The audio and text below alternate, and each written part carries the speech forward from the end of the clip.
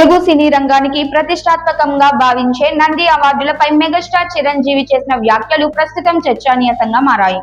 ఒకప్పుడు ఉమ్మడి ఆంధ్రప్రదేశ్ లో ఉగాది పండుగ సందర్భంగా సినీ కళాకారులకు నంది అవార్డులు అందజేయడం ఒక సాంప్రదాయంగా ఉండేది.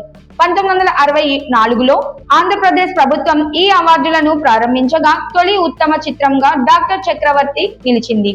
ఆ తర్వాత దశాబ్దాల పాటు ఈ అవార్డులు తెలుగు సినిమా, నాటక, టెలివిజన్ రంగాల్లో ప్రతిభను వెలికితీసే వేదికగా నిలిచాయి. ముఖ్యంగా ఎన్టీ రామారావు ముఖ్యమంత్రిగా ఉన్న కాలంలో ఉగాది రోజున నంది అవార్డులను అందజేయడం ఆనవాయితీగా మారింది. తర్వాత నారా చంద్రబాబు నాయుడు హయాంలో కూడా ఈ సాంప్రదాయం కొనసాగింది. అయితే 2016 తర్వాత ఈ అవార్డుల ప్రధానోత్సవం నిలిచిపోయింది. రాష్ట్ర విభజన తర్వాత రెండు రాష్ట్రాల్లోనూ ఈ అవార్డులను పునరుద్ధరించాలనే ప్రయత్నాలు జరిగినప్పటికీ అవి పూర్తిగా అమల్లోకి రాలేకపోయాయి. ఇటీవల తెలంగాణలో రేవంత్ రెడ్డి ముఖ్యమంత్రిగా బాధ్యతలు చేపట్టిన తరువాత తిరిగి అవార్డుల ప్రధానోత్సవాలు నిర్వహించే దిశగా చర్యలు ప్రారంభమయ్యాయి.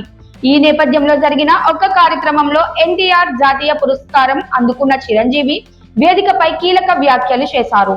తెలంగాణ ప్రభుత్వం సినీ పరిశ్రమకు ఇస్తున్న ప్రోత్సాహాన్ని ప్రశంసించిన ఆయన ఆంధ్రప్రదేశ్ ప్రభుత్వం కూడా అదే స్థాయిలో ముందుకు రావాలని సూచించారు.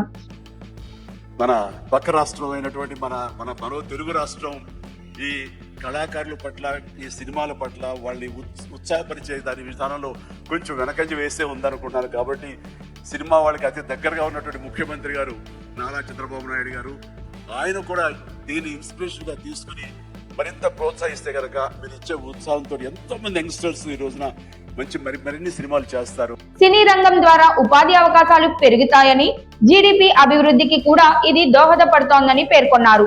సినిమా మన సంస్కృతి సాంప్రదాయాలకు ప్రతిబింబమని, దీన్ని మరింత ప్రోత్సహించడం అవసరమని అన్నారు. అలాగే యువ కళాకారులను గుర్తించి ప్రోత్సాహంలో ప్రభుత్వాలు ముందుండాలని ఆయన అభిప్రాయపడ్డారు. తెలుగు సినిమా తరపున ఏ విధమైన సహకారం కావాలన్నా తాము సిద్ధంగా ఉన్నామని స్పష్టం చేశారు. ప్రస్తుతం చిరంజీవి చేసిన ఈ వ్యాఖ్యలు సోషల్ మీడియాలో వైరల్ అవుతూ నంది అవార్డుల పునరుద్ధరణపై మళ్లీ చర్చను తెరపైకి తీసుకువచ్చాయి.